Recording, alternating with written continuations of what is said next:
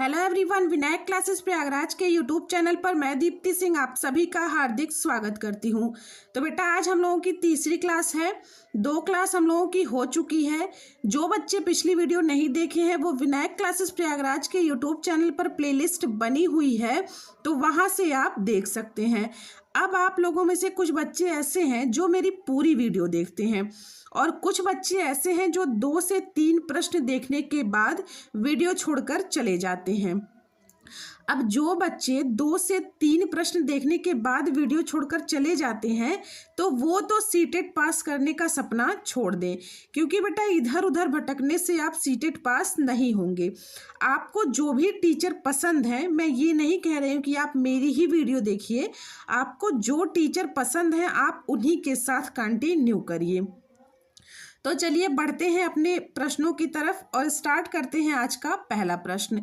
तो आज का पहला प्रश्न है हमारा कि गणित का जनक किसे माना जाता है? आर्यभट्ट को, पाइथागोरस को, आर्किमिडीज को या यूक्लिड को? अब बात करते हैं आर्यभट्ट की। तो आर्यभट्ट का देखिए, आर्यभट्ट को भारतीय गणित और खगोल विज्ञान का जनक, यानी आर्यभट्ट साहब को क्या भारतीय गणित और खगोल विज्ञान का जनक, खगोल विज्ञान का जनक कहा जाता है। आर्यभट्ट को क्या कहा जाता है? भारतीय गणित और खगोल विज्ञान का जनक कहा जाता है। प्रश्न में हमें दिया है कि गणित का जनक, यानी गणित का जनक अगर पूछे तो हम भारतीय गणित नहीं, पूरे के पूरे यानी पूरे विश्व की बात करेंगे। अगर हमसे प्रश्न में दिया रहता कि भारतीय गणित के जनक कौन है, तब हो जाते आर्यभट्ट। लेकिन प्रश्न में कह रहा है कि गणित का जनक कौन है, तो गणित यानी हम पूरे विश्व की बात करेंगे। तो आर्यभट्ट जो है वो भारतीय गणित और खगोल विज्ञान के जनक हैं। अब इन्होंने आगे क्या किया था? इन्होंने जो जीरो का सिद्धांत है, यानी शून्य के सिद्धांत और दशमलव प्रणाली, और जो दशमलव प्रणाली के विकास में महत्वपूर्ण योगदान दिया था। आर्यभट्ट जी भारतीय गणित और खगोल विज्ञान के जनक हैं। इन्होंने जीरो के सिद्धांत और दशमलव प्रणाली के विकास में महत्वपूर्ण योगदान दिया था। तो आर्यभट्ट तो इस प्रश्न के अनुसार नहीं होंगे। अब आगे बात करते हैं पाइथागोरस की। तो पाइथागोरस में आप लोग ने पढ़ा होगा कि एक पाइथागोरस प्रमेय होता है। क्या होता है? पाइथागोरस प्रमेय। ये होता है पाइथागोरस प्रमेय। पाइथागोरस प्रमेय क्या है ये तो आप सभी को पता होगा। पाइथागोरस प्रमेय है कि जो समकोण त्रिभुज की भुजाओं के संबंध को बताती है, वही पाइथागोरस प्रमेय होती है। तो पाइथागोरस जी एक यूनानी गणितज्ञ थे। इन्होंने पाइथागोरस प्रमेय दिया था। इन्हें जो है पाइथागोरस प्रमेय के लिए जाना जाता है। तो गणित के जनक पाइथागोरस भी नहीं हुए। अब आगे बात करते हैं आर्किमिडीज की। तो आर्किमिडीज जो है वो विश्व में गणित का जनक, यानी इन्हें जो है विश्व में गणित का जनक, आर्किमिडीज को विश्व में गणित का जनक माना जाता है। और इन्होंने कैलकुलस की शुरुआती नींव रखी थी। इन्होंने क्या किया था? इन्होंने कैलकुलस की शुरुआती नींव रखी थी और ज्यामिति के भी कई सिद्धांत दिए थे। आर्किमिडीज जो थे इन्हें विश्व में गणित का जनक कहा जाता है और इन्होंने जो है कैलकुलस की शुरुआती नींव रखी, ज्यामिति के भी कई सिद्धांत दिए, और जो पाई की वैल्यू होती है, यानी जो पाई का मान होता है, पाई के सटीक मान को निकालने में भी इनका महत्वपूर्ण योगदान है। पाई का जो मान होता है 3.14 या 22/7 जो इसका मान होता है, इसके सटीक मान को निकालने में भी इनका महत्वपूर्ण योगदान है। तो यहाँ देखिए प्रश्न में इसमें दिया है ना कि विश्व में गणित का जनक, और प्रश्न में भी दिया है कि गणित का जनक कौन है, तो यानी हमारा ऑप्शन हो जाएगा सी, आर्किमिडीज। आर्किमिडीज क्या है? विश्व में गणित का जनक माना जाता है इन्हें। तो हमारा ऑप्शन हो जाएगा सी। अब बात करते हैं यूक्लिड की। तो यूक्लिड कौन है? इन्हें ज्यामिति का जनक माना जाता है। ये जो यूक्लिड है इन्हें जो है ज्यामिति का जनक माना जाता है। और इन्होंने जो एलिमेंट्स नामक पुस्तक लिखी है, इनकी एक पुस्तक है एलिमेंट्स। इनकी एक पुस्तक है, एलिमेंट्स नाम की इनकी पुस्तक है, जो गणित और ज्यामिति को सिखाने का मुख्य आधार है। यूक्लिड जो है वो ज्यामिति के जनक माने जाते हैं। इनकी एक पुस्तक है एलिमेंट्स नाम की, और इनकी ये जो पुस्तक है ये गणित और ज्यामिति को सिखाने का मुख्य आधार है। तो प्रश्न में कह रहा है कि गणित का जनक कौन है, तो गणित के जनक कौन है, आर्किमिडीज। चलते हैं अगले प्रश्न पर, प्रश्न संख्या 2 पर, यानी 31वें प्रश्न पर। अगला प्रश्न कह रहा है कि एक समबाहु त्रिभुज का परिमाप 60 सेंटीमीटर है, तो उसका क्षेत्रफल ज्ञात कीजिए। आप सबसे पहले समबाहु त्रिभुज का परिमाप देख लेते हैं। सबसे पहले क्या देख लेते हैं, सबसे पहले समबाहु त्रिभुज का परिमाप देख लेते हैं। परिमाप, तो समबाहु त्रिभुज का परिमाप, ये फॉर्मूला है। समबाहु त्रिभुज का परिमाप बराबर क्या होता है, 3 गुणा भुजा। ये हमारी 3 गुणा भुजा, ये फॉर्मूला होता है। समबाहु त्रिभुज का परिमाप बराबर 3 गुणा भुजा।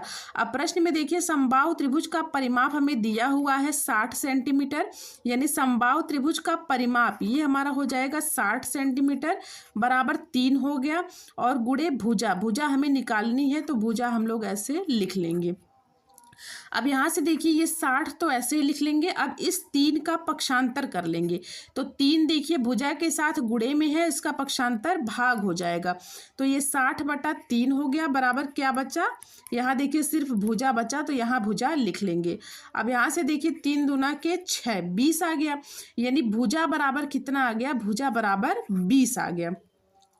अब हमारी भुजा निकल कर आ गई है 20। आगे प्रश्न में क्या कह रहा है कि उसका क्षेत्रफल बताना है, तो समबाहु त्रिभुज का क्षेत्रफल, यहाँ से देखिए समबाहु त्रिभुज का क्षेत्रफल, तो समबाहु त्रिभुज का क्षेत्रफल बराबर क्या होता है, करड़ी में 3/4 गुणे भुजा का वर्ग। समबाहु त्रिभुज का क्षेत्रफल, ये फॉर्मूला किसके बराबर होता है, करड़ी में 3/4 गुणे भुजा का वर्ग। अब यहाँ से देखिए ये करड़ी में 3/4, इसको तो ऐसे ही लिख लेंगे। अब आगे है भुजा का वर्ग, तो भुजा हमारे पास कितनी आई है, 20 आई है। 20 का वर्ग का मतलब हो गया है कि 20 गुणा 20, इसको मैं डायरेक्ट लिख दे रही हूँ 20 गुणा 20। भुजा का वर्ग का मतलब ये 20 का वर्ग होगा, और 20 के वर्ग का मतलब कि 20 गुणा 20। अब यहाँ से देखिए 4 पंचे 20, अब यहाँ से देखिए 5 दूना के 10, ये 1 0 लग गया, यानी 20 पंचे 100 हो गया, और करड़ी में 3 बचा है, तो करड़ी में 3 लिख लेंगे। अब 100 करड़ी में 3, समबाहु त्रिभुज का क्षेत्रफल कितना निकल कर आ गया, 100 करड़ी में 3, तो 100 करड़ी में 3 किस ऑप्शन में है, ऑप्शन सी में, यानी ऑप्शन सी हमारा बिल्कुल सही जवाब हो जाएगा। अगले प्रश्न पर चलते हैं। अगला प्रश्न क्या कह रहा है, कह रहा है कि गणित शिक्षण के लिए पाठ योजना का निर्माण क्यों आवश्यक है। गणित शिक्षण के लिए पाठ योजना का निर्माण क्यों आवश्यक है। विषय वस्तु का विकास सुनियोजित ढंग से करने के लिए, छात्रों को अनुशासन में रखने के लिए, समय पास करने के लिए, या केवल प्रधानाचार्य को दिखाने के लिए। इसका जवाब आप लोग दीजिएगा। तो प्रश्न जो पूछा है ऑप्शन ए पर सबसे पहले चलते हैं। ऑप्शन ए क्या कह रहा है कि विषय वस्तु का विकास सुनियोजित ढंग से करने के लिए। अब यहाँ से ऑप्शन ए चेक करिए। ऑप्शन ए कह रहा है कि सुनियोजित ढंग से करने के लिए। अब देखिए पाठ योजना जो है, लेसन प्लान, आप लोग लेसन प्लान क्यों बनाते हैं, पाठ योजना बनाने से क्या होता है, यह शिक्षक को पहले से पता होता है। जब आप पाठ योजना बनाएंगे, पाठ योजना बनाने के बाद आपको ये पता होता है कि हमें कक्षा में कब क्या और किस शिक्षण विधि से पढ़ाना है। जब आप लोग लेसन प्लान बनाते हैं तो लेसन प्लान जो है वो हमारे पढ़ाने की तकनीक, यानी जब हम क्लास में पढ़ाने जाते हैं तो ये लेसन प्लान हमारे लिए बहुत ही हेल्पफुल होता है। हमें पता रहता है कि कक्षा में कब क्या और किस शिक्षण विधि से पढ़ाना है। इससे जो है प्रवाह भी सही रहता है, यानी आप लोग जब पढ़ाएंगे, जब आपको पता होगा कि हमें कब क्या और किस शिक्षण विधि का प्रयोग करना है, तो यानी प्रवाह भी सही होगा और समय की भी बचत होगी। जब आप पहले से निर्धारण कर चुके हैं कि मुझे क्या पढ़ाना है, कब पढ़ाना है और किस शिक्षण विधि का प्रयोग करना है, तो समय क्लास में आपके समय की भी बचत होगी और इससे छात्र जो है वो एक क्रमबद्ध तरीके से ज्ञान प्राप्त करेंगे। जैसे क्या होता है कि अगर आप पाठ योजना नहीं बनाए हैं, यानी लेसन प्लान नहीं बनाए हैं, अब आप क्लास में पहुँचे तो आप कुछ भी कभी भी यानी किसी भी शिक्षण विधि का प्रयोग करके कुछ भी बोलने लग जाएंगे, कुछ भी पढ़ाने लग जाएंगे, तो इससे बच्चे भी थोड़ा सा डिस्टर्ब होते हैं, उन्हें क्रमबद्धता नहीं मिलती है। जब आप लेसन प्लान के साथ जाते हैं, जब आपको पता होता है कि मुझे कब क्या और किस शिक्षण विधि का प्रयोग करना है, तो वो छात्र के लिए भी आसानी रहती है, यानी छात्र भी क्रमबद्ध तरीके से ज्ञान को प्राप्त करते हैं। तो हमारे लिए जो सबसे अच्छी चीज़ हो जाएगी इसकी गणित शिक्षण के लिए पाठ्य योजना का निर्माण क्यों आवश्यक है, क्योंकि विषय वस्तु का विकास जो है वो सुनियोजित ढंग से करने के लिए, यानी ऑप्शन ए ही हमारा सही हो जाएगा। अब ऑप्शन बी की बात करते हैं, तो कह रहा है छात्रों को अनुशासन में रखने के लिए। अब यहाँ से देखिए, पाठ योजना का जो है वो ये उद्देश्य थोड़ी ना होता है कि आप बच्चे को अनुशासन में रखें। हाँ, पाठ योजना अगर आपकी अच्छी रहेगी, यानी अगर आप पाठ योजना अच्छी तरीके से बना रहे हैं, आप लेसन प्लान, तो उससे कक्षा व्यस्त तो रहेगी। जैसे अगर आप लेसन प्लान बनाकर लेके गए, अब आप लोग पढ़ाना स्टार्ट कर दिए, तो बच्चे जब कोई भी चीज़, कोई भी मैटर हो, उसको जब क्रमबद्ध तरीके से पाएंगे, यानी जब कक्षा आपकी क्लास जो है वो एक सिस्टमेटिक ढंग से चलेगी, तो बच्चों का मन लगेगा क्लास में और कक्षा व्यस्त रहेगी, तो वो अपने आप ही अनुशासन का पालन करने लग जाएगी। छात्रों को अनुशासन में रखने के लिए आपको ये थोड़ी जरूरी है कि आप लेसन प्लान बनाएंगे तो बच्चे अनुशासित, आप बच्चे को अनुशासन में रखने के लिए बना रहे हैं, नहीं।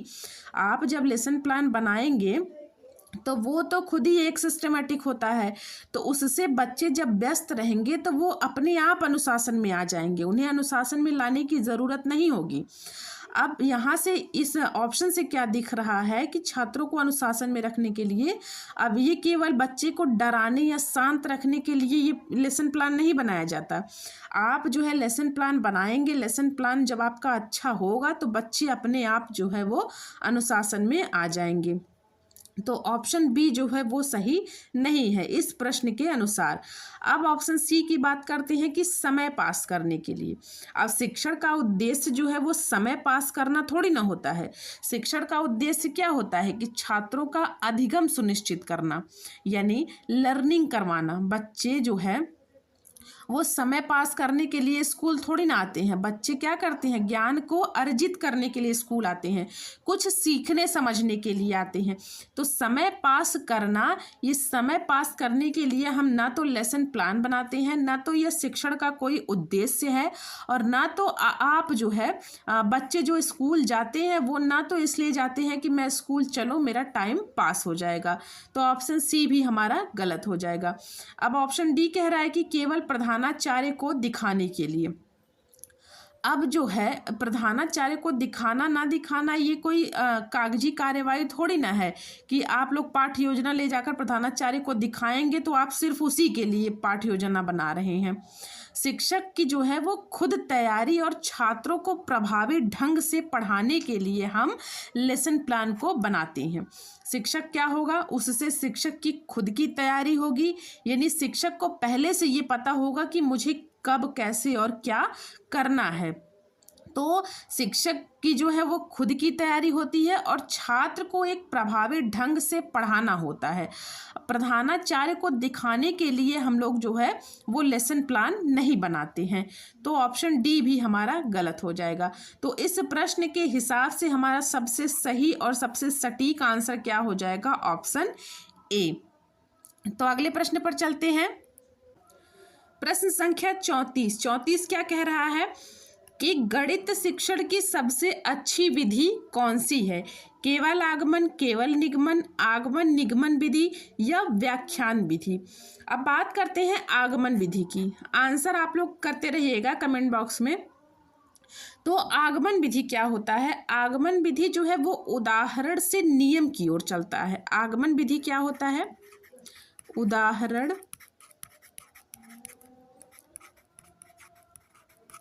आगमन विधि क्या होता है, वो उदाहरण से नियम की ओर चलता है। अब आगमन विधि जो क्या होती है, वो किसी नई अवधारणाओं को खोजने के लिए अच्छा है। जैसे अब अभी मैंने आपको कोई फॉर्मूला दिया, वो फॉर्मूला मैं आपको बता नहीं रही हूँ, सिर्फ बता दी कि आप इसको प्रूफ करके बताइए कि मुझे क्या आएगा।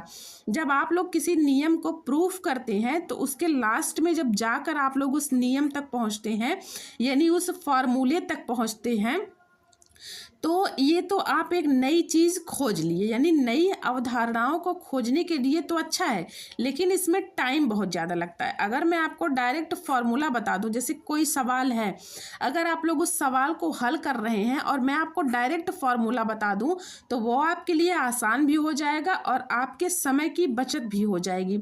और मैं आपको उदाहरण बता दूं, अब उसके बाद बोलूँ कि आप लोग इसको उदाहरण को सॉल्व करिए, उसके बाद बताइए कि ये कौन सा नियम या कौन सा फार्मूला आ रहा है, तो आप कर तो ले जाएंगे, आपको कोई नई चीज तो मिल जाएगी कि हाँ मुझे एक नए फॉर्मूले मिल गए, लेकिन क्या होगा कि इसमें समय बहुत ज़्यादा लगेगा।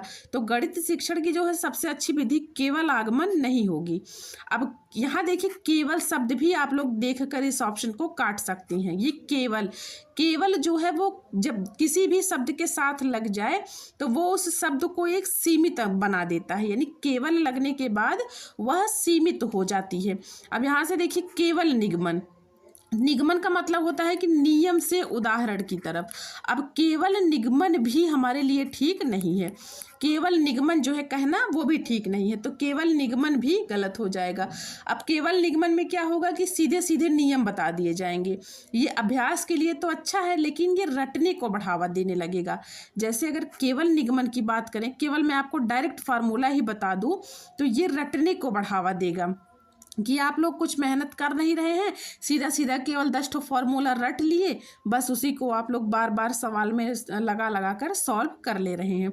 तो केवल निगमन ये गलत है, ये रटने को बढ़ावा देता है। और केवल आगमन ये जो है एक नई अवधारणा को खोजने के लिए अच्छा होता है, लेकिन इसमें समय जो है ज़्यादा लगता है। अब यहाँ से देखिए, आगमन और निगमन विधि। अब आगमन और निगमन विधि, ये ऑप्शन हमारा बिल्कुल सही हो जाएगा कि गणित शिक्षण की सबसे अच्छी विधि कौन सी है, आगमन और निगमन विधि। अब अभी आप लोग कहेंगे कि यहाँ तो आगमन आपने काट दिया, यहाँ निगमन आपने काट दिया, तो आगमन निगमन सही कैसे हो गया। यहाँ देखिए बेटा, केवल आगमन है, यहाँ केवल निगमन है, तो ना तो हमारे लिए केवल आगमन सही है और ना तो हमारे लिए केवल निगमन सही है। आगमन और निगमन को जब हम लोग मिक्स कर देंगे तो यह एक प्रभावी विधि हो जाएगी। यह क्या हो जाएगी, एक प्रभावी विधि हो जाएगी। इसमें क्या होगा कि इसमें पहले जो है छात्र को उदाहरण से नियम की तरफ ले चलेंगे। उदाहरण से नियम जब वो लोग बनाना सीख जाएंगे, फिर उसके बाद हम लोग नियम का उपयोग करके समस्याओं को हल कर देंगे। जैसे सबसे पहले आप लोग क्या करेंगे, सबसे पहले आप लोग उदाहरण देकर बच्चे को समझाएंगे कि यह नियम कैसे आया। जैसे कोई फॉर्मूला है, उसको आप लोग प्रूफ करके ये बताएंगे बच्चे को कि ये फॉर्मूला हमारे पास निकल कर कहाँ से आया है। मैं आपको अगर कोई फार्मूला दे दूं तो आप लोगों के अंदर ये तो जानने की इच्छा होगी ना कि आखिर ये फार्मूला आया कहाँ से, ये बना कैसे। तो वही चीज़ है, हम सबसे पहले बच्चे को बताएंगे कि फार्मूला बना कैसे या आया कहाँ से। उसके बाद क्या करेंगे, उसके बाद हम लोग उस नियम का उपयोग करके, यानी जो फॉर्मूला बनकर हमारे पास आएगा, फिर वो हम डायरेक्ट क्वेश्चन में लगाकर समस्याओं को हल कर लेंगे। इससे क्या होती है कि इससे हमारी अवधारणा स्पष्ट होती है और अस्थायी होती है, यानी हमने उस फॉर्मूले को प्रूफ करना भी सीख गए और उस फॉर्मूले को डायरेक्ट क्वेश्चन में अप्लाई करना भी सीख गए। तो आगमन और निगमन दोनों विधि जो है ये हमारे लिए बहुत ही अच्छी विधि है, यानी यह दोनों जब आपस में मिलती हैं तो यह एक प्रभावी विधि बन जाती हैं। तो गणित शिक्षण की सबसे अच्छी विधि कौन सी हो जाएगी, आगमन और निगमन विधि। अब व्याख्यान विधि क्या होती है, तो यह एक शिक्षक केंद्रित विधि है। व्याख्यान विधि क्या होती है, शिक्षक केंद्रित विधि होती है, जिसमें छात्र निष्क्रिय होते हैं। व्याख्यान में क्या होता है, जैसे क्लास में कोई टीचर आया, वो लेक्चर पे लेक्चर दिए जा रहा है और बच्चे शांति से बैठकर सुन रहे हैं, यानी इसमें छात्र निष्क्रिय रहते हैं। हमें बच्चे को निष्क्रिय नहीं करना है, हमें जो है कोई भी विधि हो तो वो शिक्षक केंद्रित ना होकर हमें उसे बाल केंद्रित करनी है। तो यह विधि जो है वो गणित के लिए उपयुक्त नहीं मानी जाती। यानी ऑप्शन डी भी हमारा गलत हो जाएगा। तो सही कौन सा हुआ, यानी ऑप्शन सी हमारा बिल्कुल सही जवाब हो जाएगा। अगले प्रश्न पर चलते हैं। प्रश्न संख्या 35 की बात करते हैं। तो 35 कह रहा है कि यदि दो संपूरक कोणों का अनुपात 3:5, ये 35 नहीं है, 3:5 है, तो दोनों कोणों का अंतर कितना होगा। अब सबसे पहले आप लोग बताइए कि संपूरक कोण क्या होता है। संपूरक कोण मैं एक नहीं 1000 बार बता चुकी हूँ। अब आप लोग खुद कमेंट बॉक्स में कमेंट करके बताइए कि संपूरक कोण क्या होता है। तो संपूरक कोण क्या होता है बेटा कि किन्हीं दो कोणों का योग 180 डिग्री हो जाए तो वही हमारा संपूरक कोण होता है। अब यहाँ से देखिए संपूरक कोणों का अनुपात हमें दिया है कि 3:5। अब अनुपात हमें एग्जैक्ट वैल्यू नहीं बताता है। एग्जैक्ट वैल्यू मानने के लिए हम क्या करेंगे, हम यहाँ से कोण ले रहे हैं। एक कोण हमारे पास 3x है और दूसरा कोण कितना है, 5x है। अनुपात हमें कभी भी एग्जैक्ट वैल्यू नहीं बताता है। एग्जैक्ट वैल्यू मानने के लिए हम इस संख्या के साथ x चिपका कर मानते हैं। तो कोणों का अनुपात हमें दिया है 3:5। जब इसे हम कोण मानेंगे तो वो कितना हो जाएगा, 3x और 5x। और संपूरक कोण अभी आप लोग पढ़े हैं कि किन्हीं दो कोणों का योग 180 डिग्री होता है। तो यहाँ से 3x और 5x ये हमारे पास दो कोण हैं। तो इन्हीं दो कोणों का योग कितना हो जाएगा, 180 अंश। यही हमारा हो जाएगा संपूरक कोण। तो अब यहाँ से देखिए 5 3 कितना हो गया, ये हो गया 8x बराबर 180। यहाँ से x बराबर आ गया 180/8। इस 8 का हम लोग पक्षांतर कर लिए हैं। अब यहाँ से देखिए ये हो गया 8 दूना के 16, 17 18 यानी 2 बचा, 20 हुआ। वापस से 8 दूना के 16, 4 बचा, तो दशमलव बढ़ाएंगे, 8 पंचे 40 हो गया। यानी यक्स की वैल्यू हमारे पास निकल कर कितनी आई है, 22.5। अब प्रश्न में पूछा क्या है कि दोनों कोणों का अंतर बताइए। अब यहाँ से या तो आप लोग 3x और 5x का मान रख कर अंतर निकालिए, या तो यहाँ से देखिए मैं आपको डायरेक्ट अंतर निकाल दे रही हूँ। बड़ा कोण हमारे पास है 5x और छोटा कोण हमारे पास है 3x। तो इन दोनों का अंतर मतलब माइनस करना है, यही हमसे पूछा है। तो दोनों का अंतर कितना आ जाएगा, 2x। 5x में से 3x निकालेंगे तो आ जाएगा कितना, 2x। यानी इन दोनों कोणों का अंतर कितना है, 2x है। अब 2x मतलब क्या होगा, 2x बराबर, तो 2x बराबर होगा 2 गुणे x की वैल्यू कितनी निकल कर आई है, 22.5। आप यहाँ से देखिए 2 गुणा 22.5 जब करेंगे तो यहाँ से 5 दूना के 10 हो जाएगा और 2 दूना 4, 1 5 हो जाएगा और 2 दूना के 4 हो जाएगा। एक अंक पर दशमलव है तो एक अंक पर दशमलव लगा देंगे। यानी जो कोण इनका अंतर जो निकल कर आया है वो कितना आया है, 45 अंश। तो 45 अंश किस ऑप्शन में है, ऑप्शन बी में। दोनों कोणों का अंतर पूछा है, या तो आप इन दोनों कोणों का अंतर निकाल कर तब x का मान रखिए, या तो आप लोग यहाँ से 3 गुणा 22.5 करिए और यहाँ से 5 गुणा 22.5 करिए। अब यहाँ से जो ये मान आए और जो ये मान आए उसको माइनस कर दीजिए, तो आप लोग देखिएगा कि 45 आंसर आ जाएगा। तो 35, प्रश्न संख्या 35 का आंसर कौन सा हो जाएगा, ऑप्शन बी यानी 45 अंश हो जाएगा। अगले प्रश्न पर चलते हैं, प्रश्न संख्या 36 पर। 36 क्या कह रहा है कि गणित के अध्ययन से बच्चों में किस गुण का विकास होता है, तार्किक सोच का, समस्या समाधान का, आत्मविश्वास का, या उपरोक्त सभी का। अब इसका जवाब आप लोग दीजिएगा। तो सबसे पहले बात करते हैं तार्किक सोच की। अब यहाँ से देखिए तार्किक सोच की अगर हम बात करें तो किसी भी समस्या के पीछे, यानी आपके पास कोई भी समस्या हो तो किसी भी समस्या के पीछे ठोस कारण को समझना, यानी जब कोई समस्या आपके पास आ रही है तो उसके पीछे जो ठोस कारण है, यानी कोई कारण, मजबूत कारण हो, उसको समझना और उसे क्रमिक रूप से सोचना।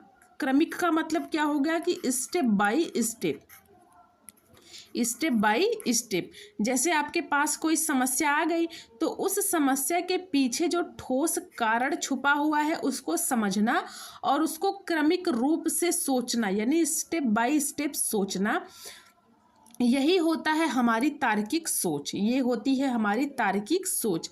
अब गणित जो है वो पूरी तरह से नियमों और सिद्धांतों, यानी गणित हमारी जो है वो पूरी तरह से नियम, सिद्धांत और तर्क पर आधारित है। मैंने आपको बताया है ना कि गणित जो है वो तर्क के बिना संभव नहीं है।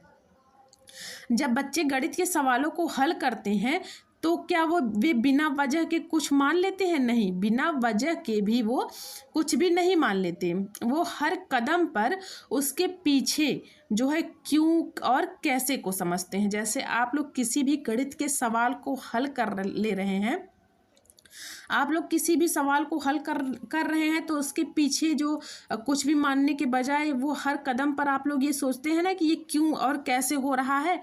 तो गणित में क्यों और कैसे ये चीज़ हमेशा आएगा। आप लोग कहीं भी देखिएगा क्यों और कैसे।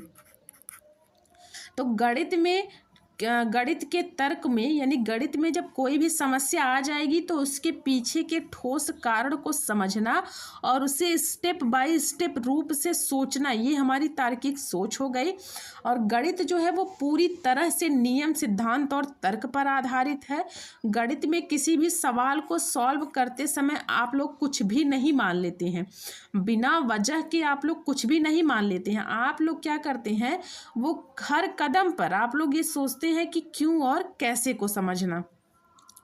तो जिससे क्या होती है, उससे हमारी तार्किक क्षमता जो है वो मजबूत होती है। तो गणित है, तर्क है तो गणित है, यानी तर्क के बिना गणित नहीं, तो गणित के बिना तर्क नहीं।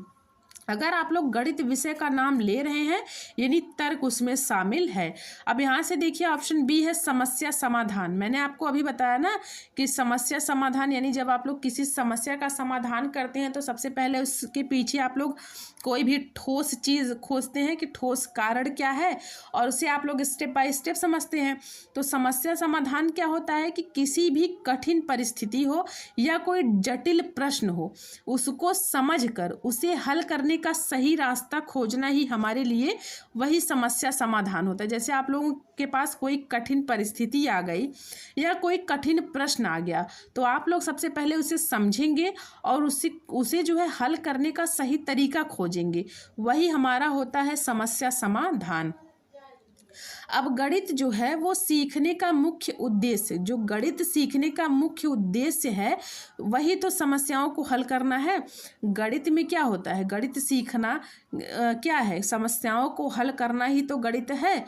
अब समीकरण हो गया, चाहे कोई पहेली ही हो गई, अब उसको हल करते समय बच्चा क्या करेगा, डेटा का विश्लेषण करेगा। जो डेटा दिया रहेगा उसका विश्लेषण करेगा और उसमें रणनीतियाँ बनाएगा वो कि हमें ये किस प्रकार से सॉल्व करना है।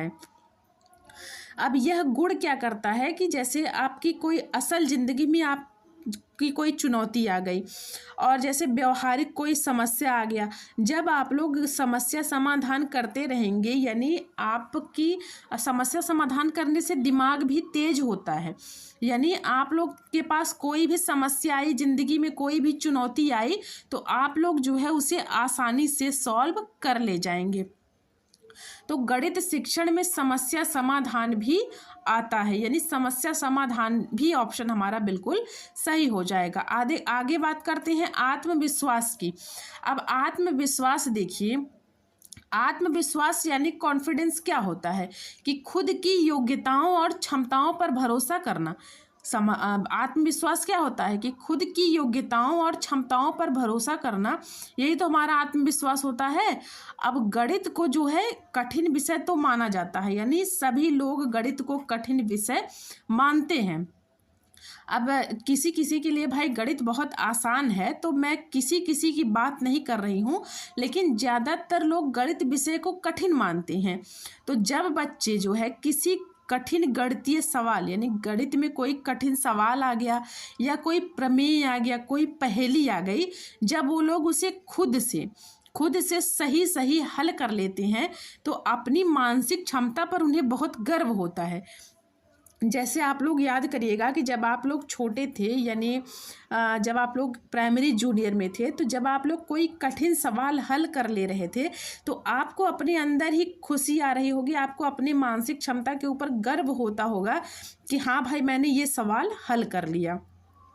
तो इससे क्या होता है, इससे उस बच्चे का मनोबल और आत्मविश्वास बढ़ता है। अब आप लोग क्या करेंगे, जैसे अब कोई सवाल कठिन है वो आप लोग सॉल्व कर लिए तो आपको आगे भी सवाल सॉल्व करने का मन करेगा, यानी आपका मनोबल बढ़ेगा। आप सोचेंगे कि हाँ मैं आगे भी सवाल सॉल्व कर सकता हूँ, या आप आगे सवाल को सॉल्व करने का प्रयास जरूर करेंगे।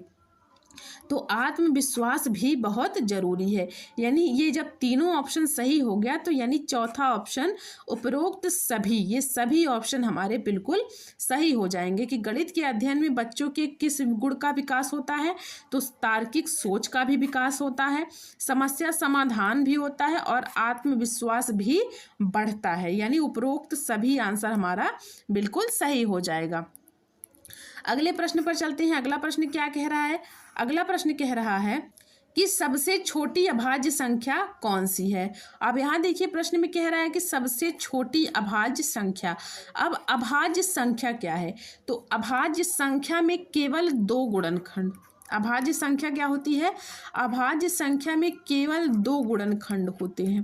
केवल दो गुणनखंड का मतलब कि एक तो एक होता है और एक वह संख्या स्वयं होती है।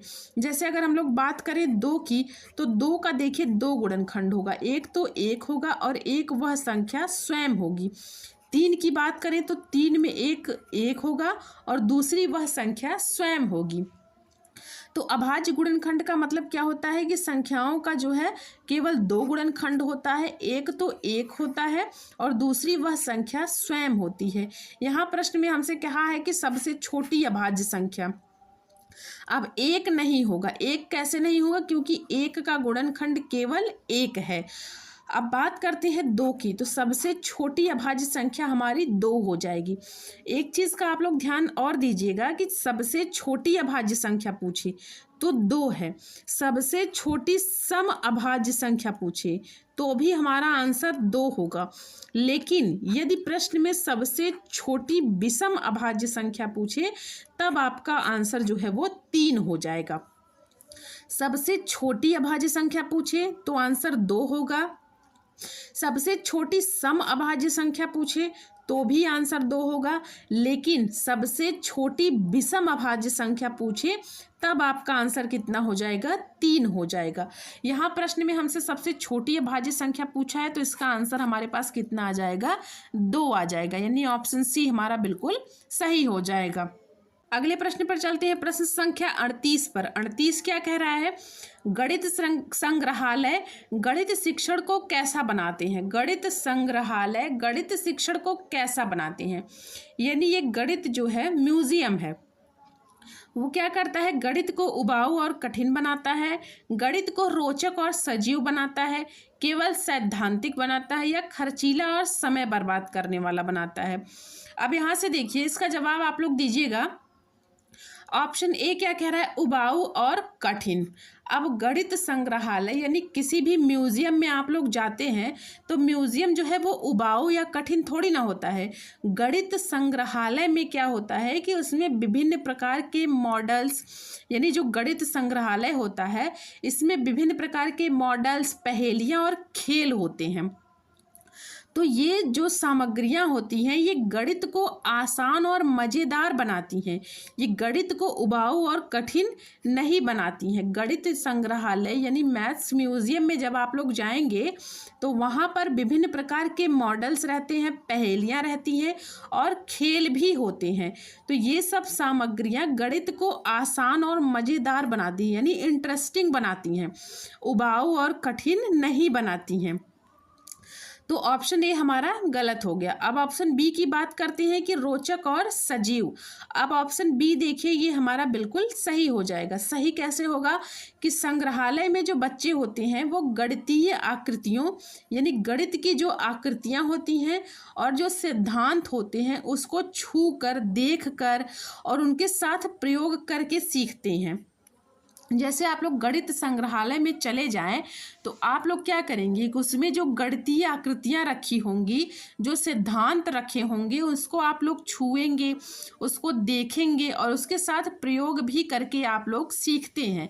ये जो क्या होती है, ये जो अमूर्त चीज़ें होती हैं, यानी जो अमूर्त गणितीय अवधारणाएं होती हैं, जो फॉर्मूला, जो सिद्धांत, जो आकृतियां हम लोग बिना देखे समझते हैं, बिना देखे उस फॉर्मूले को निकालते हैं, सॉल्व करते हैं, तो वो अमूर्त गणितीय अवधारणाएं जो होती हैं वो उनके सामने जीवंत हो उठती हैं। जब आप लोग आकृतियों को, सिद्धांतों को देखेंगे, उनको छुएंगे, उनके साथ प्रयोग करेंगे, तो जितनी भी अमूर्त गणितीय अवधारणाएं होती हैं वो उनके सामने जीवंत हो उठती हैं। इससे क्या होता है कि इससे बच्चों का जो पढ़ाई में रुचि बढ़ती है, यानी उन्हें पढ़ना अच्छा लगता है, इंटरेस्ट बढ़ता है उनका। अब आप लोग जैसे देखिए, अभी आप लोग किताबी अध्ययन कराया जाए तो आप लोग थोड़ी देर के बाद बोर होने लगेंगे। आप लोग कहेंगे कि दिन रात वही पढ़ना। और यदि आप लोगों को टूर पर ले जाया जाए तो आप लोग वहाँ भी जाकर चीज़ों को सीखते हैं, लेकिन वहाँ आप लोग ऊबते नहीं हैं। क्यों नहीं उबते? क्योंकि चीज़ें आपको जीवंत दिखने लगती हैं और आप लोग उस चीज़ को देखते हैं, सुनते हैं, उनके साथ प्रयोग करते हैं, तो आपको ज़्यादा इंटरेस्ट आता है। तो चीज़ें, अमूर्त चीज़ें जो होती हैं वो जीवंत हो जाती हैं। इससे बच्चों का पढ़ाई में मन लगने लगता है, उन्हें सब चीज़ें इंटरेस्टिंग लगने लगती है। तो गणित संग्रहालय में भी यही काम होता है। तो गणित संग्रहालय गणित शिक्षण को कैसा बनाता है? रोचक और सजीव बनाता है। अब बात करते हैं केवल सैद्धांतिक। तो यहाँ देखिए केवल है, तो केवल का मतलब गलत, यानी केवल अगर आपको ऑप्शन में दिख जाए तो उसको गलत काट दीजिए। अब केवल सैद्धांतिक, केवल सिद्धांत से भरा थोड़ी ना होता है गणित संग्रहालय। केवल सैद्धांतिक का मतलब क्या होता है कि किताबों और सूत्रों से पढ़ना, यानी जो किताब में सूत्र दे दिया गया है उसी को आप लोग रट लिए, उसी को पढ़ लिए, तो वही केवल सिद्धांत हो गया। अब गणित संग्रहालय में ऐसा थोड़ी ना है कि आप लोग केवल एक ही चीज़ को रट लिए, पढ़ लिए, वही आप लोग करते जा रहे हैं। नहीं, गणित संग्रहालय जो है इसके विपरीत होता है। उसमें क्या होती है? उसमें व्यवहारिक चीज़ें होती हैं, जैसे जो प्रैक्टिकल होता है वो होता है, व्यवहारिक अनुभव से आप लोग जुड़ते हैं।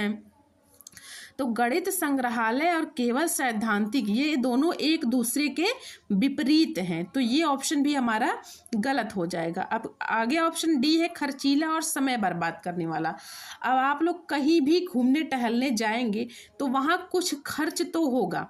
जैसे आप लोग कहीं भी जा रहे हैं टहलने तो वहाँ तो कुछ खर्च तो होगा ही, ऐसा तो है नहीं कि आप लोग फ्री में चले जाएंगे। अब यहाँ जो है छात्रों को ज्ञान भी तो मिलता है। जैसे आप लोग पैसा खर्च करके गए तो ज्ञान भी तो बहुत ज़्यादा पाए, आप लोगों के लिए वो चीज़ें जीवंत हो गई हैं, आप लोग चीज़ों को देख रहे हैं, सुन रहे हैं, पढ़ रहे हैं, उसके साथ प्रयोग कर रहे हैं। तो आप लोग जितना खर्च किए उससे ज़्यादा तो आपको वहाँ से ज्ञान मिल गया। तो आप लोगों के लिए पैसा ज़्यादा इम्पॉर्टेंट है कि ज्ञान? तो जाहिर सी बात है कि समझ बहुत ही मूल्यवान होती है। तो इसलिए समय और पैसे, यहाँ समय और पैसे की बर्बादी नहीं कहा जा सकता। अगर आप लोग जा रहे हैं, अपना समय दे रहे हैं, आप कुछ पैसा खर्च कर रहे हैं, तो वहाँ से आपको बहुत सारी चीज़ें भी मिल रही हैं। तो केवल खर्च करना और समय बर्बाद करना ये गणित संग्रहालय का उद्देश्य नहीं है, यानी ऑप्शन डी भी हमारा बिल्कुल गलत हो जाएगा। तो ऑप्शन बी यानी रोचक और सजीव, ये ऑप्शन हमारा बिल्कुल सही हो जाएगा। अगले प्रश्न पर चलते हैं, प्रश्न संख्या 39 पर। 39 क्या कह रहा है? कह रहा है कि एक वृत्त के जीवा की लंबाई 8 सेंटीमीटर है, वृत्त के केंद्र से जीवा पर डाले गए लंब की लंबाई 3 सेंटीमीटर है, तो उस वृत्त की त्रिज्या ज्ञात कीजिए। अब यहाँ से देखिए, यहाँ से सबसे पहले एक वृत्त बना लीजिए। अब प्रश्न में कह रहा है कि वृत्त की एक जीवा है, यानी ये वृत्त की एक जीवा है, इसकी लंबाई कितनी है? 8 सेंटीमीटर है। 8 सेंटीमीटर इस वृत्त, यानी ये हम ए मान लें, ये हम बी मान लें, तो ए बी की लंबाई हमारे पास कितनी है? 8 सेंटीमीटर। ये वृत्त का केंद्र ओ है।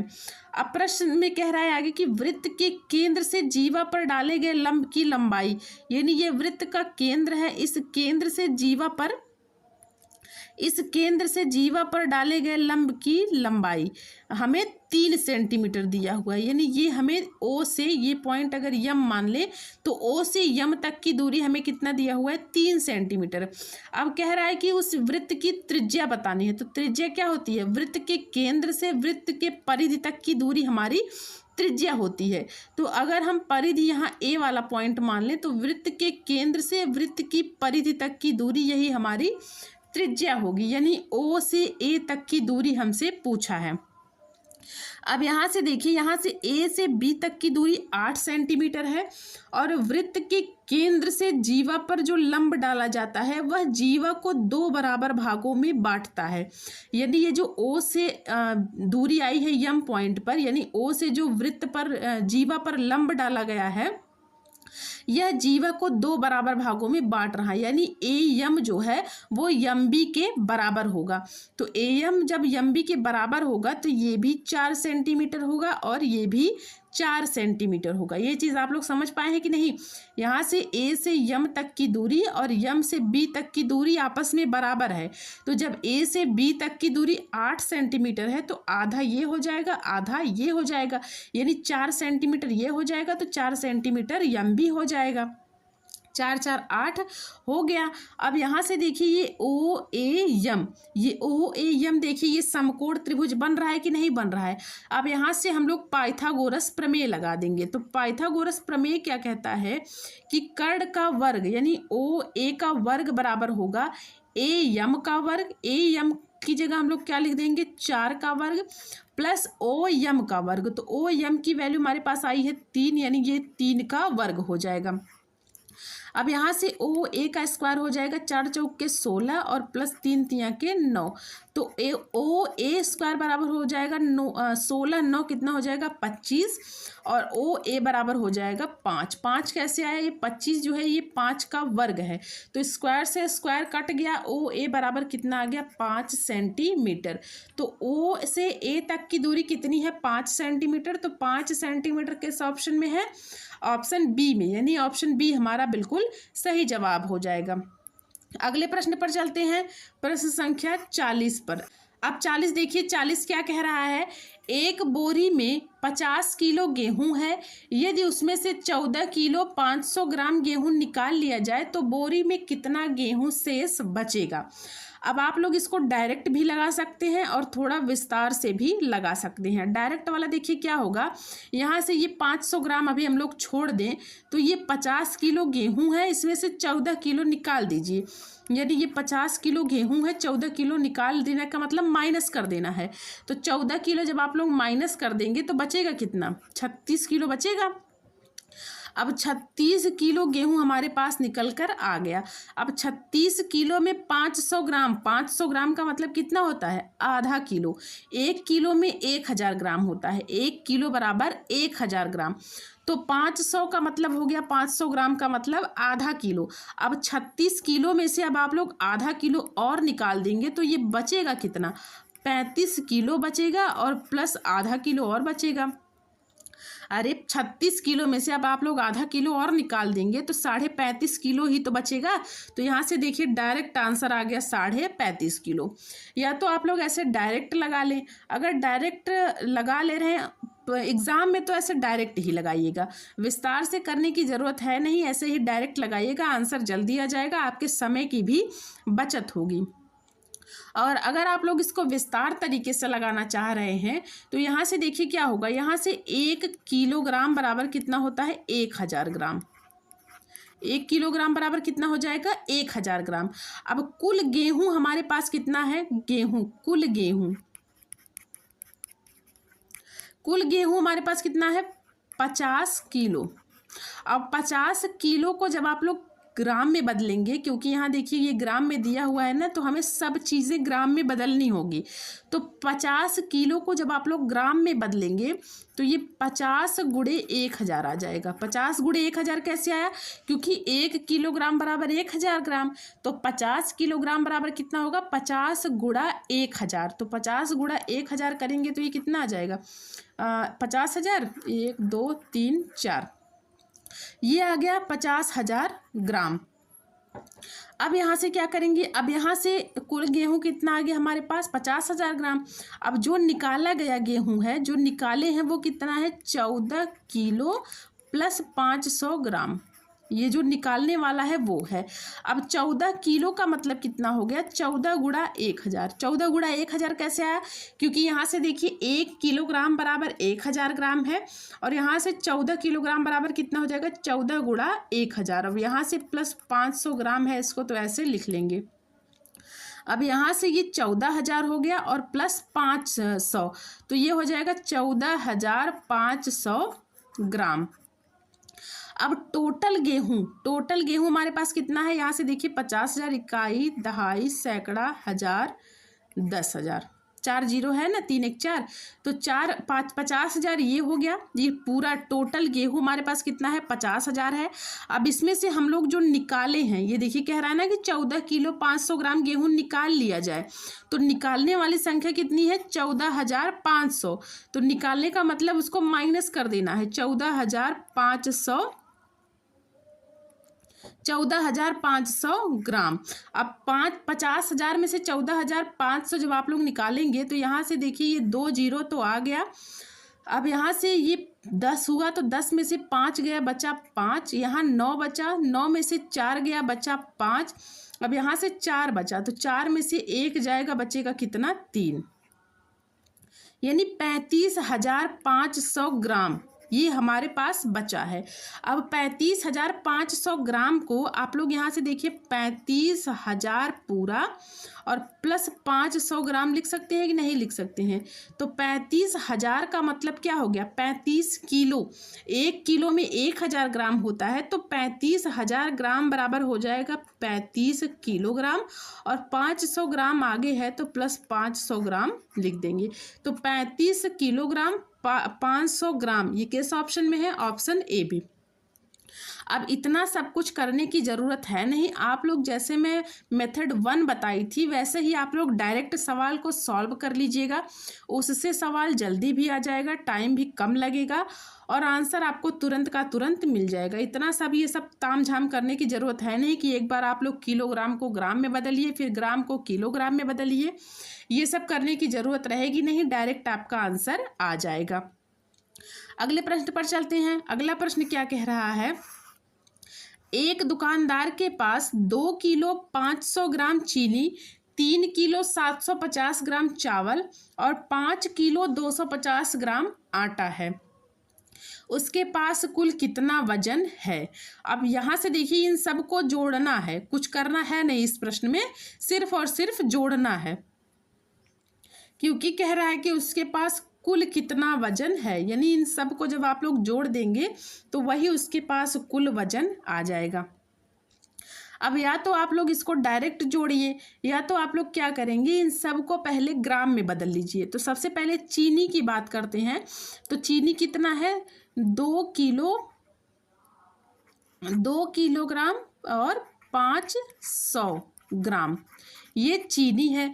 तो 2 किलोग्राम का मतलब 1 किलो में कितने होते हैं, 1 किलोग्राम बराबर 1000 ग्राम, 1 किलोग्राम बराबर 1000 ग्राम। तो 2 किलोग्राम और 500 ग्राम ये चीनी है, तो 2 किलो में 2000, ये 2 किलोग्राम को जब आप लोग ग्राम में बदलेंगे तो ये हो जाएगा 2000 प्लस 500, यानी ये कितना हो जाएगा 2500 ग्राम। ये कैसा है आपको समझ में आया कि नहीं। 1 किलोग्राम बराबर 1000 ग्राम होता है, तो 2 किलोग्राम कितना होगा 2000 होगा, 2 किलोग्राम बराबर कितना होगा 2000 होगा, और ये प्लस 500 ग्राम अभी और है, तो 2000 और प्लस 500 यानी कितना हो जाएगा 2500, 2500 ग्राम। अब आगे बात करते हैं चावल की, तो चावल कितना है 3 किलोग्राम और 750 ग्राम। अब यहाँ से देखिए 3 किलोग्राम को जब ग्राम में बदलेंगे तो ये 3000 हो जाएगा, और 3000 में जब 700 जोड़ेंगे तो ये हो जाएगा 3750 ग्राम। ये चीज़ें आपको समझ में आई। 3 किलो का मतलब यहाँ से 3000 ग्राम हो गया, 1 किलो में 1000 ग्राम, तो 3 किलो में 3000 ग्राम, और ये 750 ग्राम है तो 3750 50 ग्राम हो गया। अब आटे की बात करते हैं तो आटा भी 5 किलोग्राम और 250 ग्राम है, तो ये 5000 हो गया। 1 किलोग्राम बराबर 1000 ग्राम, तो 5 किलोग्राम बराबर 5000 ग्राम और प्लस 250, तो 5000 प्लस 250 कितना हो जाएगा? 5250 ग्राम। अब ये हमारे पास टोटल निकल कर आ गया किसमें? ग्राम में। अब इन सबको जोड़ लेंगे, तो सबको जब आप लोग जोड़ेंगे तो यहाँ से देखिए ये 0 आ गया और यहाँ से देखिए ये 5 5 10 के 0। अब यहाँ से देखिए 7 आ गया, 7 2 9, 9 1 10, 10 1 10 5 15, ये 5 आ गया, 1 बचा, 3 2 5 5 10, 10 और 1 जो हासिल बचा है वो हो गया 11, यानी 11500 ये ग्राम आया है। 11500 ग्राम आया है। अब 11500 ग्राम को जब आप लोग किलोग्राम में बदलेंगे, क्योंकि यहाँ देखिए प्रश्न में किलोग्राम में ऑप्शन दिया है, तो 11000 का मतलब हो जाएगा, इसको आप लोग 11000 प्लस 500 लिख सकते हैं, तो 11000 का मतलब हो गया 11 किलोग्राम और 500 ग्राम। ये चीज़ आप लोग समझ पाए कि नहीं? यहाँ से 11000 प्लस 500 कर सकते हैं कि नहीं कर सकते? तो ये 11000 जो है वो 11 किलोग्राम के बराबर आ जाएगा और 500 ग्राम जो है उसको हम लोग ऐसे ही लिख देंगे। तो 11 किलो और 500 ग्राम, 11 किलो 500 ग्राम किस ऑप्शन में है? ऑप्शन सी में, यानी ऑप्शन सी हमारा बिल्कुल सही जवाब हो जाएगा। अगले प्रश्न पर चलते हैं, प्रश्न संख्या 42 पर। कह रहा है कि 14 सेंटीमीटर कोर का मतलब क्या होता है? भुजा वाले एक ठोस घन से अधिकतम आयतन का एक लंब वृत्तीय बेलन काटा जाता है। इस बेलन का संपूर्ण पृष्ठ क्षेत्रफल ज्ञात कीजिए। अब यहाँ से देखिए, अब इस प्रश्न का जवाब आप लोग दीजिएगा। प्रश्न बहुत ही अच्छा है, इसका जवाब आप लोग देने का प्रयास जरूर करिएगा। अब प्रश्न में कह रहा है कि 14 सेंटीमीटर कोर वाले एक ठोस घन से अधिकतम आयतन का एक लंब वृत्तीय बेलन काटा जाता है। अब क्या करेंगे? अब आप लोग सबसे पहले मैं आपको फिगर बना के इस सवाल को समझा रही हूँ। सबसे पहले आप लोग क्या करेंगे? एक घन बना लीजिए। यहाँ से देखिए,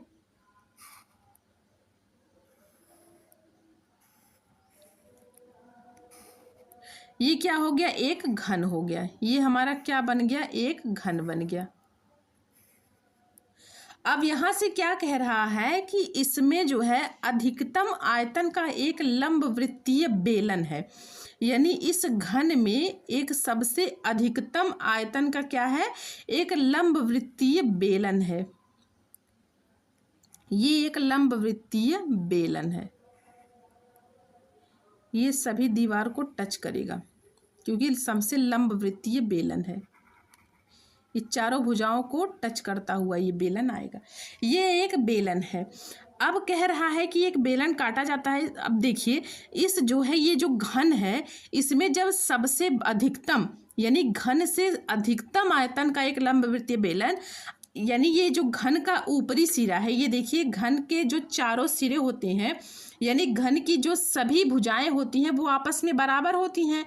उसके सभी फलक यानी ये जो सभी सतह होती है वो वर्ग के आकार की होती है। वो कितनी होती है? वर्ग के आकार की होती है। तो घन की सभी भुजाएं 14 सेंटीमीटर दिया हुआ है, यानी ये भुजा और ये वाली ये सभी भुजाएं 14 सेंटीमीटर की दी हुई हैं। यहाँ प्रश्न में देखिए कह रहा है कि सभी भुजा 14 सेंटीमीटर की है। तो अब क्या करेंगे? अब इस घन के अंदर से जब हम सबसे बड़ा बेलन काटेंगे, यानी ये जो स्क्वायर है, ये देखिए सबसे ऊपरी सिरा देखिएगा पहले कि ये जो वर्ग बन रहा है, इसमें से जब आप लोग सबसे लंबा यानी सबसे बड़ा बेलन काटेंगे तो क्या होगा? बेलन का आधार जो है क्या होता है? वो घन के वर्गाकार फर्श के ये बेलन का आधार क्या होता है? गोलाकार होता है। तो जब बेलन के आधार को हम लोग काटेंगे, सबसे बड़ा बेलन काटेंगे, तो यहाँ से इस बेलन को जब काटेंगे तो ये देखिए इस घन के इस वर्ग के चारों दीवारों को, यानी इस स्क्वायर के चारों दीवारों को ये टच कर रहा है, छू रहा है। यानी इसको भी छुएगा, इसको भी छुएगा, इसको भी छुएगा और इसको भी छुएगा।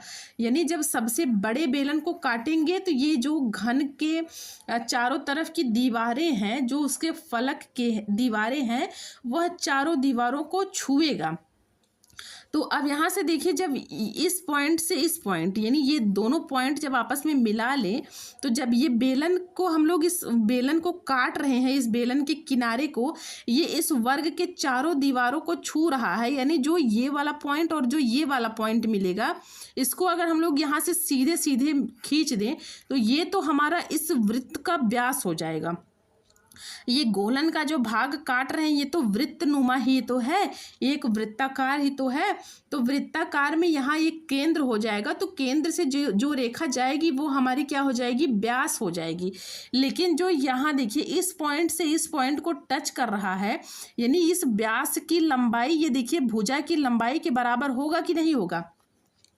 जैसे यहाँ से देखिए, अगर ये हम अलग से निकाल लें, अगर ये हमारा वर्ग हो गया, ये देखिए हम लोगों का वर्ग हो गया।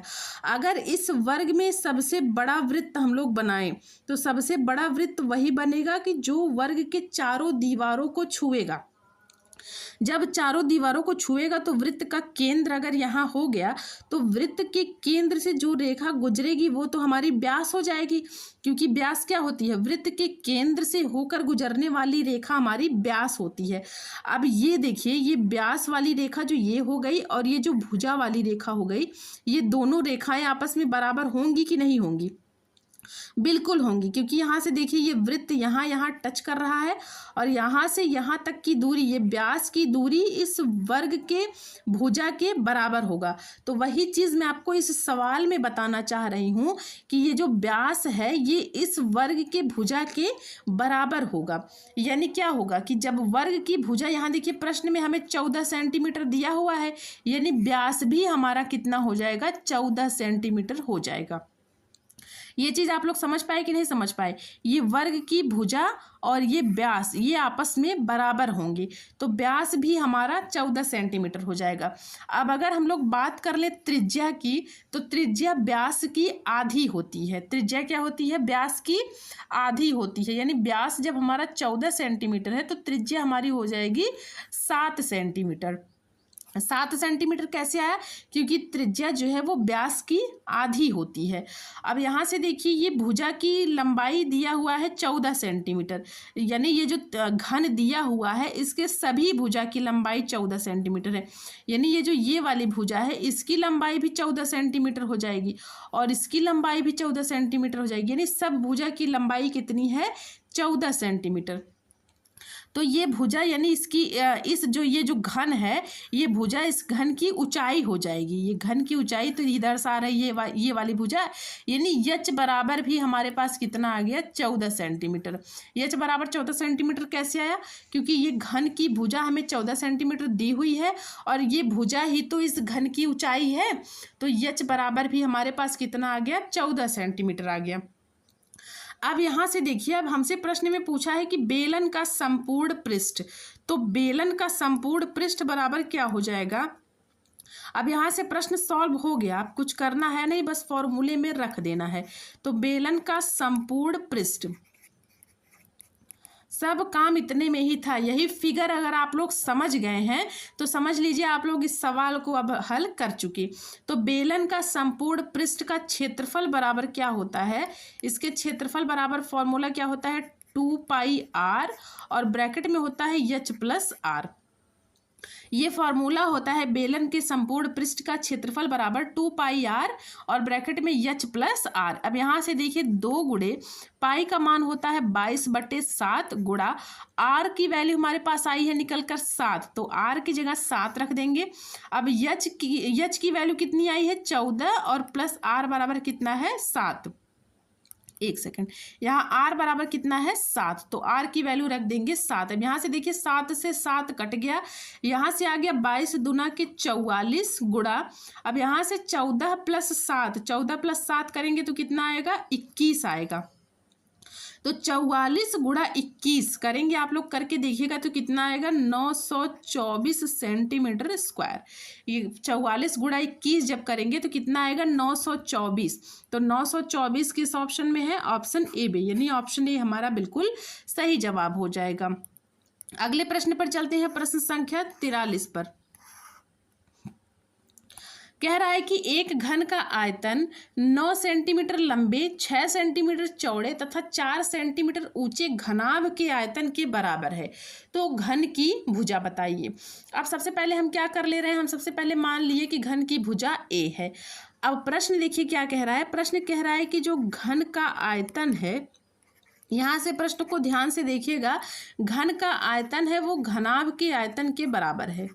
घनाभ का आयतन यहाँ से देखिए कह रहा है ना कि घन का आयतन जो है वो 9 सेंटीमीटर लंबे, 6 सेंटीमीटर चौड़े और 4 सेंटीमीटर ऊंचे घनाभ के आयतन के बराबर है। यानी घन का आयतन और घनाभ का आयतन आपस में बराबर है।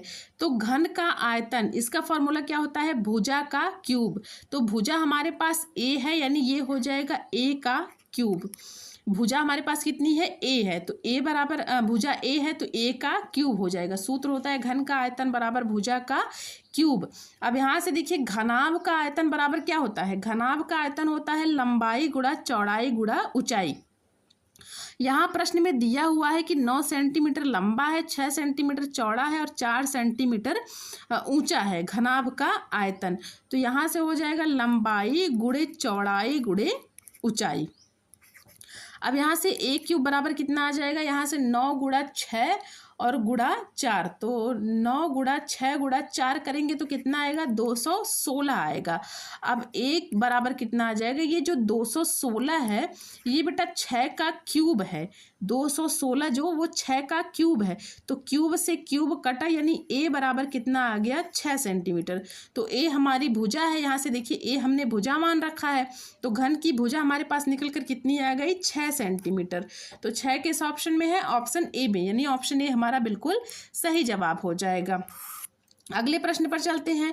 अगला प्रश्न क्या कह रहा है कि यदि एक छात्र को गणित के सवालों को हल करने में कठिनाई हो रही है तो उसे क्या कहेंगे, डिसलेक्सिया कहेंगे कि डिसकैलकुलिया कहेंगे या डिबेंचर कहेंगे या डिसग्राफिया कहेंगे। अब यहाँ से देखिए डिसलेक्सिया, सबसे पहले डिसलेक्सिया की बात कर लेते हैं। तो डिसलेक्सिया क्या होती है, ये पढ़ने से जुड़ी समस्या। ये डिसलेक्सिया क्या होती है, ये पढ़ने से जुड़ी समस्या। डिसलेक्सिया का मतलब क्या होता है कि ये पढ़ने से जुड़ी समस्या को बताता है, यानी यह एक जो है वो भाषा आधारित अधिगम अक्षमता है, लर्निंग डिसेबिलिटी है। डिसलेक्सिया क्या होता है, यह एक भाषा आधारित अधिगम अक्षमता है।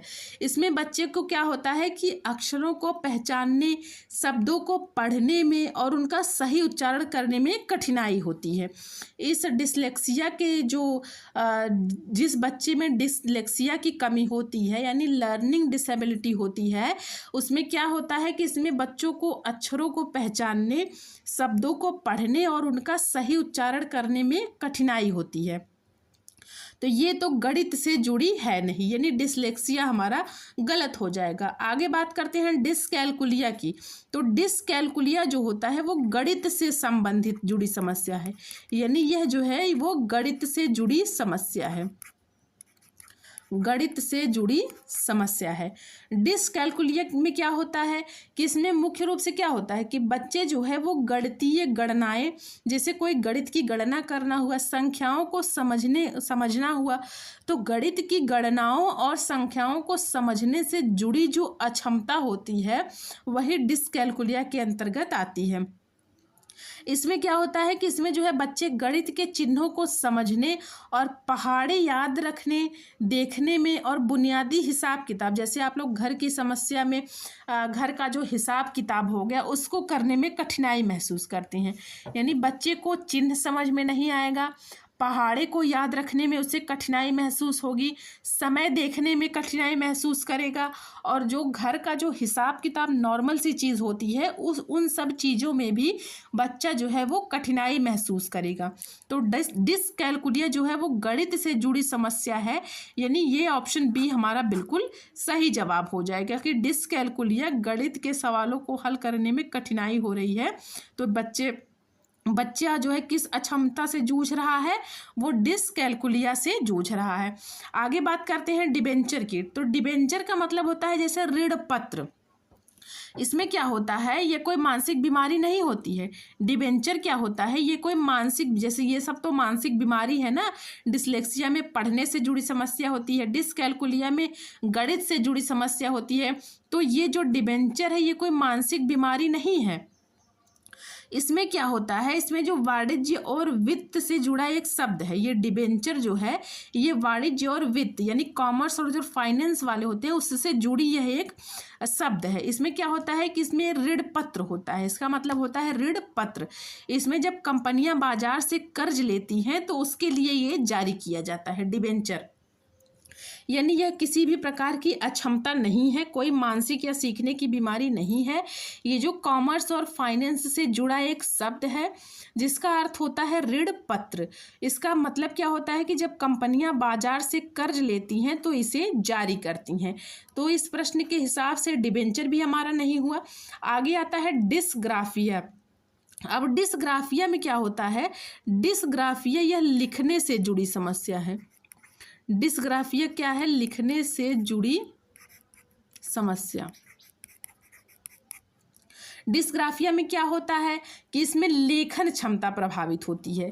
ये जो डिस्ग्राफिया है इसमें लिखने की जो क्षमता होती है वो प्रभावित होती है। इसमें जो है बच्चे साफ साफ लिख नहीं पाते हैं, अक्षरों को सही आकार नहीं दे पाते, अपने विचारों को, जो उनके विचार होते हैं उनको कागज पर वो सुव्यवस्थित रूप से उतारने में उन्हें समस्या होती है।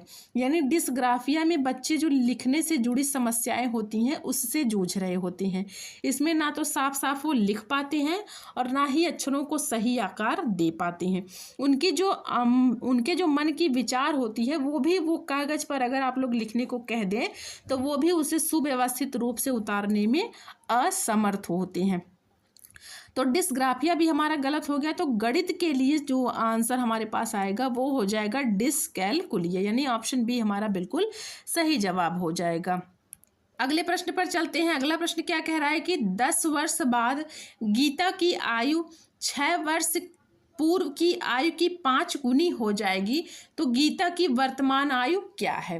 अब यहाँ से देखिए, अगर हम लोग मान लें कि गीता की वर्तमान आयु जो है वो x वर्ष है, गीता की वर्तमान आयु x वर्ष है। अब प्रश्न में कह रहा है कि 10 वर्ष बाद, तो 10 वर्ष बाद गीता की आयु कितनी होगी। यानी अगर यहाँ से लिख लें हम लोग 10 वर्ष बाद, तो 10 वर्ष बाद जब बात करेंगे तो अभी वर्तमान आयु तो गीता की यक्स है, यानी यक्स वर्तमान की आयु है। अब 10 वर्ष बाद बात कर रहा है, यानी +10 करेंगे। +10 कैसे किए, जैसे अभी आप लोगों की जो वर्तमान आयु है 10 साल बाद जब आप लोग देखेंगे तो 10 साल आपकी आयु बढ़ जाएगी कि नहीं बढ़ जाएगी, यानी 10 हम लोग प्लस करेंगे, यक्स +10 हो जाएगा। ये 10 वर्ष बाद की आयु है। आगे कह रहा है कि 6 वर्ष पहले, यानी ये 6 वर्ष पहले। अब इसको भी ध्यान से देखिएगा, वर्तमान आयु गीता की कितनी है, यक्स वर्ष है।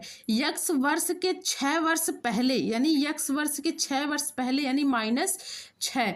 जैसे आप लोग देखिएगा, अगर आप लोग अभी 26 साल के हैं, मान लीजिए अगर आप लोग अभी 26 साल के हैं तो 10 वर्ष बाद यानी 10 इसमें से जोड़ेंगे तब आपकी आयु, और यहाँ से 6 वर्ष घटाएंगे तब आपकी आयु। अब यहाँ से देखिए जोड़ेंगे 10 तो ये 36, घटाएंगे 6 तो 20, यानी 26 साल के अभी आप लोग हैं, 6 वर्ष पहले आपकी आयु 20 साल थी और 10 वर्ष बाद आपकी आयु कितनी हो जाएगी, 36 वर्ष हो जाएगी।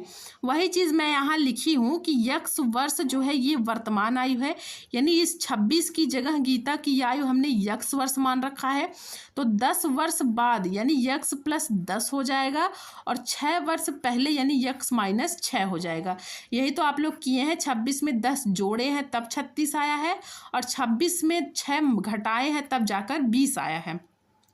तो 10 वर्ष बाद गीता की आयु यक्स +10 हो जाएगी और 6 वर्ष पहले यक्स -6 हो जाएगी।